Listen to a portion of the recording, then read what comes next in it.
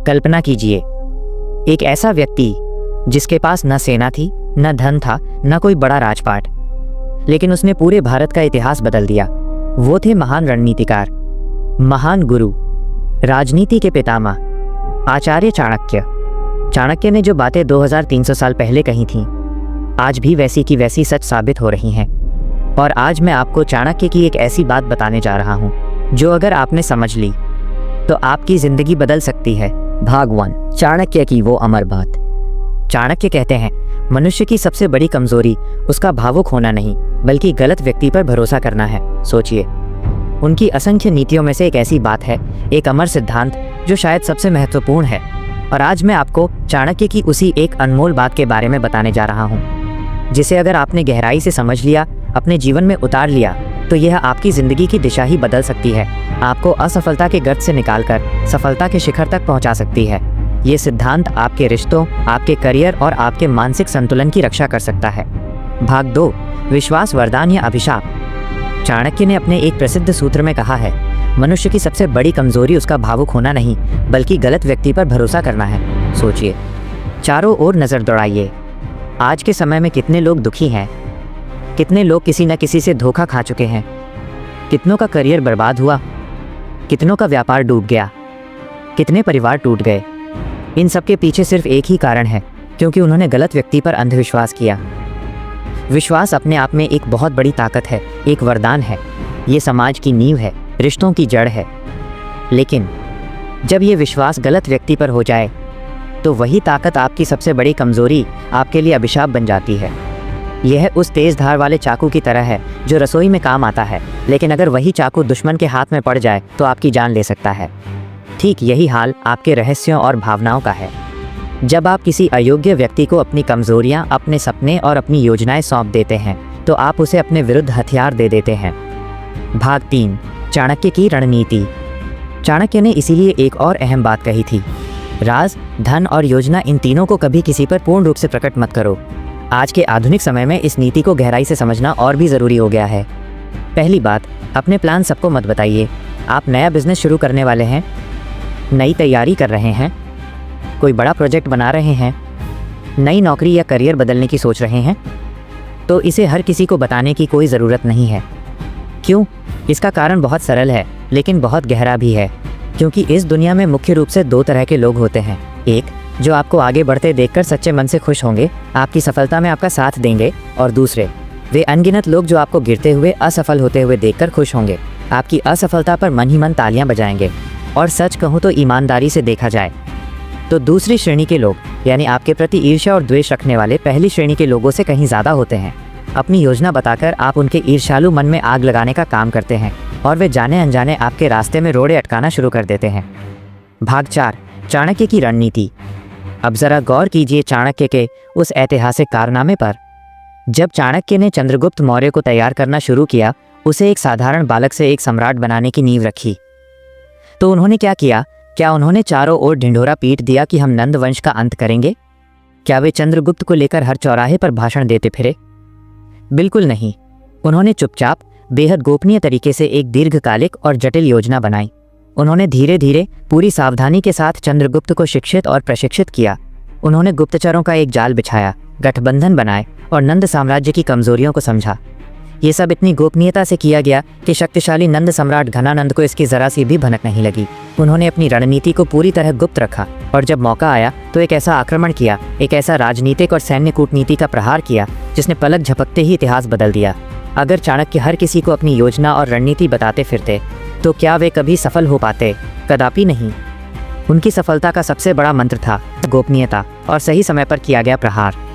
भाग 5, आज के समय में 100% सच।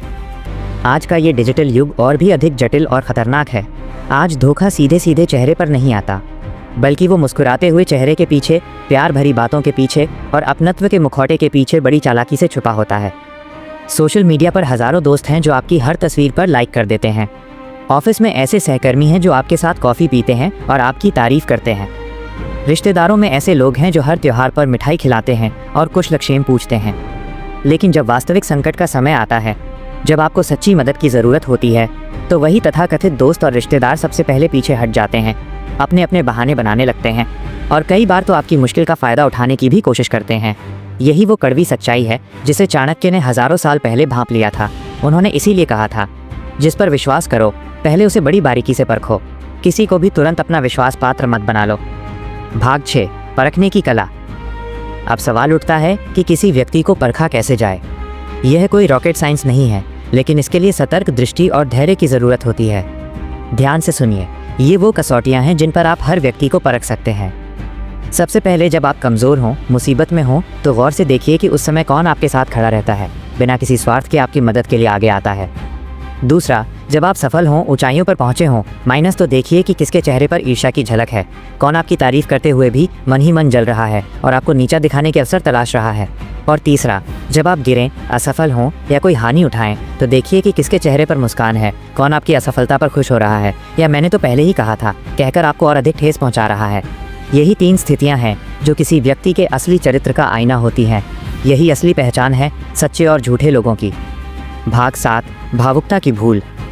आजकल बहुत से लोग एक बात कहते सुनाई देते हैं, हम तो दिल के बहुत अच्छे हैं, हमें किसी पर शक नहीं होता। वे इसे अपनी सबसे बड़ी खूबी समझते हैं। लेकिन चाणक्य की नीति इस प्रकार की भावुकता को स्पष्ट शब्दों में चुनौती देती है। चाणक्य कहते हैं, अच्छा इंसान होना एक अलग बात है और मूर्ख होना बिल्कुल अलग बात है। इन दोनों में ज़मीन आसमान का अंतर है। अच्छाई का अर्थ है दयालु होना, परोपकारी होना, लेकिन साथ ही समझदार और सतर्क भी होना। वहीं हर किसी को अपने दिल का राज बता देना, हर किसी पर आंख बंद करके बिना किसी तर्क या अनुभव के भरोसा कर लेना, ये अच्छाई की पराकाष्ठा नहीं है, ये घोर मूर्खता है। यह अपने आप को और अपने परिवार को जोखिम में डालने जैसा है। अच्छा इंसान वो है जो दूसरों की मदद करे, लेकिन साथ ही ये भी जाने कि कब ना कहना है और किससे दूरी बनानी है। भाग 8, धन और संबंध। चाणक्य ने धन और सच्चे संबंधों के बारे में भी एक बहुत ही गहरी बात कही है। वे कहते हैं, डोमोडा, धन और शक्ति के समय जो आपके साथ खड़ा दिखता है वो आपका मित्र नहीं है, बल्कि विपत्ति और संकट की घड़ी में जो बिना किसी स्वार्थ के आपका साथ दे वही आपका सच्चा मित्र है। आज इस कथन की सच्चाई को देखिए। कितने लोग हैं जो आपसे केवल आपके पैसे, आपके पद या आपसे होने वाले फ़ायदे के कारण जुड़े हुए हैं। रिश्तों का ये बाज़ार बहुत बड़ा है। जब तक आपसे कुछ लेना है, कोई लाभ है, कोई सुविधा है, तब तक ये लोग आपके साथ हैं, आपके गुणगान करते हैं। लेकिन जैसे ही आपकी स्थिति कमज़ोर होती है, फ़ायदा ख़त्म होता है, ये वही लोग सबसे पहले आपसे किनारा कर लेते हैं और कभी कभी तो आप पर ही उल्टे आरोप लगाने लगते हैं। संबंध तोड़ने में उन्हें एक पल भी नहीं लगता। इसलिए ज़रूरी है कि हम अपने आसपास के लोगों को इस कसौटी पर भी परखें। भाग 9, सफलता की सबसे बड़ी कुंजी। अगर आपको जीवन के हर क्षेत्र में सफल होना है, चाहे वो व्यवसाय हो, नौकरी हो, राजनीति हो या व्यक्तिगत जीवन, तो चाणक्य की इन बातों को अपने जीवन का अभिन्न अंग बना लीजिए। सबसे पहला सूत्र है, कम बोलिए, अनावश्यक बातों से बचिए, शब्दों का संयम से प्रयोग कीजिए। दूसरा, ज़्यादा सुनिए दूसरे क्या कह रहे हैं, उससे आपको बहुत कुछ सीखने और समझने को मिलेगा। तीसरा और सबसे महत्वपूर्ण, अपनी योजना को गुप्त रखिए, जब तक योजना पूरी ना हो जाए उसे दिल में ही रखिए। चौथा, हर किसी पर आंख बंद करके भरोसा मत कीजिए, पहले परखिए फिर विश्वास कीजिए। और पांचवा, अपनी कमज़ोरी कभी किसी को मत दिखाइए, अपनी कमज़ोरियों को अपनी ताकत बनाने पर काम कीजिए, उन्हें दुनिया के सामने मत उघाड़िए। यही चाणक्य की अमर नीति है, यही सफलता की सबसे बड़ी कुंजी है। भाग 10, एक सच्ची कहानी। इस नीति की सच्चाई को समझाने के लिए एक बहुत ही मार्मिक और सच्ची कहानी है। एक युवक था, मेहनती और ईमानदार। उसने मन में ठाना कि वो एक कठिन सरकारी परीक्षा की तैयारी करेगा। उत्साह में आकर उसने ये बात अपने सबसे करीबी दोस्त को बताई, जिसे वो बचपन से जानता था और उस पर अंधा विश्वास करता था। उस दोस्त ने तुरंत प्यार से कहा, भाई बहुत अच्छा कदम है, मैं हर संभव मदद करूंगा, किताबें लानी हो या कुछ और। लेकिन असलियत कुछ और ही थी। धीरे धीरे उस दोस्त ने उस युवक का मनोबल तोड़ने का काम शुरू कर दिया। वो बार बार कहता, ये परीक्षा बहुत कठिन है, तू नहीं कर पाएगा, तेरे बस की बात नहीं, लाखों लोग फेल हो जाते हैं, तू तो और भी पीछे रह जाएगा, पढ़ाई छोड़ कोई और काम ढूंढ ले। ये नकारात्मक बातें उस युवक के मन में जहर की तरह घुलती गईं। वो दोस्त के शब्दों पर विश्वास करने लगा। उसका आत्मविश्वास डगमगा गया। धीरे धीरे उसने पढ़ाई छोड़ दी, परीक्षा ही नहीं दी और अपने सपने को मार डाला। सालों बाद उसे सच्चाई का पता चला। वही तथाकथित दोस्त जो उसे नकारात्मकता के बीज बो रहा था, खुद चुपके उसी परीक्षा की तैयारी कर रहा था। वो अपने प्रतिद्वंद्वी को कमज़ोर करना चाहता था। यही है इस दुनिया की करुण लेकिन सच्ची तस्वीर। भाग 11, चाणक्य की चेतावनी। इसी खतरनाक मानसिकता को देखते हुए चाणक्य ने एक और बहुत ही सशक्त और स्पष्ट चेतावनी दी है। वे कहते हैं, सांप भले ही जहरीला ना हो, लेकिन उसे खुद को जहरीला दिखाना चाहिए। इसका क्या तात्पर्य है? इसका मतलब ये बिल्कुल नहीं कि आप झूठ बोलें या दूसरों को डराएं। इसका गूढ़ अर्थ ये है कि आपको कभी भी कमज़ोर, डरा सहमा या असहाय नहीं दिखना चाहिए। अगर आप स्वभाव से शांत और सौम्य हैं, तो भी अपनी सीमाएं स्पष्ट रूप से स्थापित करें। दूसरों को ये एहसास न होने दें कि आपको धोखा देना या आपका फ़ायदा उठाना आसान है। अपने आत्मविश्वास और अपनी क्षमताओं का ऐसा आभास कराएं कि लोग आपको कमज़ोर समझने की भूल न करें। कमज़ोर दिखने का मतलब है दूसरों को आप पर हमला करने का न्योता देना। अपनी रणनीति, अपनी तैयारी और अपनी ताकत को हमेशा गुप्त रखिए और एक ऐसा व्यक्तित्व प्रस्तुत कीजिए जिसके साथ खिलवाड़ करना मुश्किल हो। भाग 12, क्यों आज भी 100% सच? यह सवाल अक्सर मन में आता है कि 2300 साल पुरानी ये बातें आज भी उतनी ही सच और प्रासंगिक क्यों हैं? इसका एक ही सीधा और सटीक जवाब है, क्योंकि इंसान का मूल स्वभाव नहीं बदला है। समय बदल गया है, तकनीक ने अविश्वसनीय छलांग लगा ली है। हम चांद पर पहुंच गए हैं। मोबाइल फ़ोन और इंटरनेट ने दुनिया को मुट्ठी में कर दिया है। लेकिन मनुष्य की मूल प्रवृत्तियां माइनस ईर्ष्या, लालच, अहंकार और स्वार्थ आज भी वैसे ही हैं जैसे हज़ारों साल पहले थीं। एक सिंहासन के लिए ईर्ष्या थी, आज एक पदोन्नति के लिए है। एक राज्य के लिए लालच था, आज एक प्रॉपर्टी के लिए है।